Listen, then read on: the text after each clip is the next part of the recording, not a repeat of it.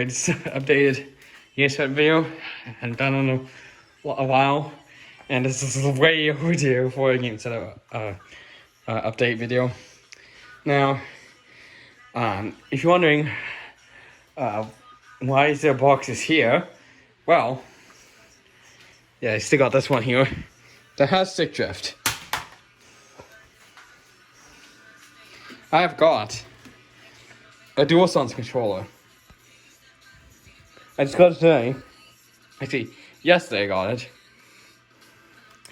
And the reason I got this was to replace that one with stick drift, and also this one uses Type-C, whereas that one uses micro USB, which I like Type-C a lot better. Right now you can see it's connected. And one thing that this one can do that that one can is that there's actually a software for this to update this just on the PC without having to have a console to update it. And yes, this is my new keyboard here. My new keyboard, which right now I have it on Ripple. And these keys are actually double shot, as I found out on YouTube. These are actually double shot. And double shot is there's a big amount of plastic. So if you're like a lady and you use your finger scratch on this, it's not going to affect these keys, unlike non double shot ones.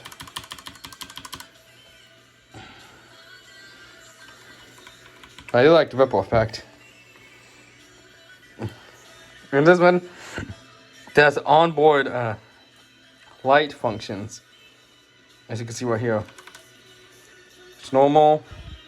Now this is echo press mode. And this is fade.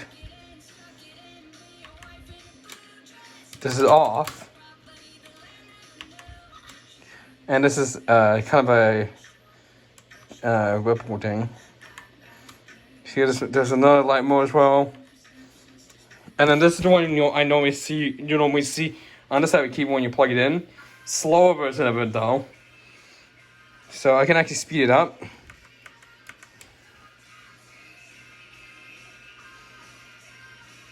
There we go.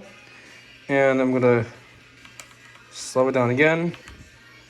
And now this is on like the color wave kind of. Now we're back on the ripple.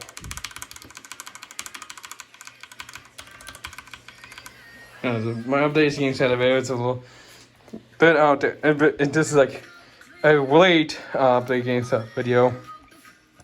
Yes, they got extra part tickets. I hadn't checked the value on one of them. These were originally from my roommates, and he let me have them. One of them I know how much it has because it's written on. This one here I don't know. Plus you can see there's a horrible bend in the paper ticket. So goodness knows what happened with that one. Yeah, I got my clocks here. Mirror one and transparent ones. This one here uses one battery and stayed on for a long time. This one here uses 5 volts USB power mainly. But when the power goes out, it does use the batteries in the back here, but it lasts a lot more shorter. Uses 3 AAA batteries. I do have to replace it a few times. And yeah, I got my keys, so I can't really show you the. Right. And here's the thing, I do have a PAL key track here. I had to replace the battery on because it said it was low. And I also had to replace the CMOS battery in my Wii U. That was actually low voltage as well, as I checked. Plus the battery was actually expired. Goodness knows who left the battery in there.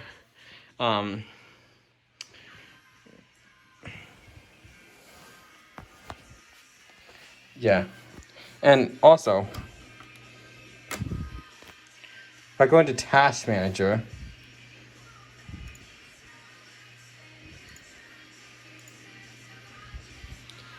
if I can find it, I have another SSD in there. So the one I use, that's Windows, Samsung. This one here is a Crucial one by Micron, which Micron's the one that makes chips for the memory. So And yeah, and one thing I like about this is a lot better. So besides Type-C is that the light bulb comes through the touch bar. But you see this light in the middle? That's the player light.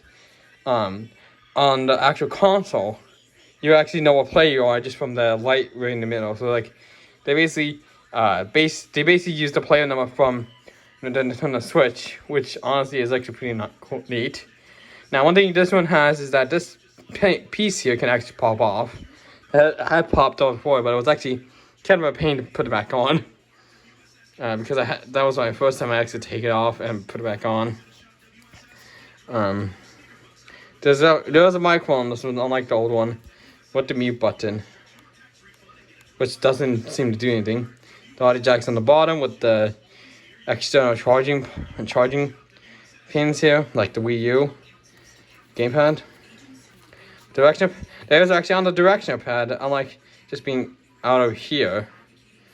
There's a share button, which is actually the catch button for my phone, and then there is the menu button. The touch bar it doesn't actually do anything on my computer, so, but it does work on the actual PS5 control. Sony.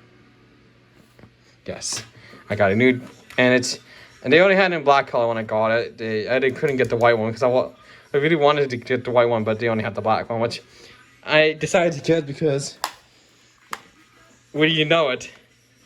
It's the same color as my old jet black PS4 controller. Right now there's not much screws in there because I had to scour screws from here before. Plus the battery life on this one's not that great. It doesn't go to a full charge anymore. It just only goes to 81%. That's it. It doesn't charge all the way to 100%, which I don't like. Although I could replace the battery, I didn't want to do that since it's such an old controller. I can tell how much wear it's on it, and plus, this has stick drift on it. This has stick drift, so I didn't want to put a new battery in. Because if I try to replace the potential monitors in here, I would have to use solder, which I don't have a soldering iron with me. Plus, I don't have air station to pour the fumes through. And one thing to know is that this has matte finish buttons, whereas the DualSense ones are a bit more glossy, a bit more like a PlayStation PSP Go, basically. That's seen on YouTube. This one he does have headphone jack, but it has the twin external charging port. So the old charging system that works with this will not work with the DualSense. So see what I mean with the direction pad here, see? Arrows are outside. The sticks are slightly different as well. This one has a different texture than this one.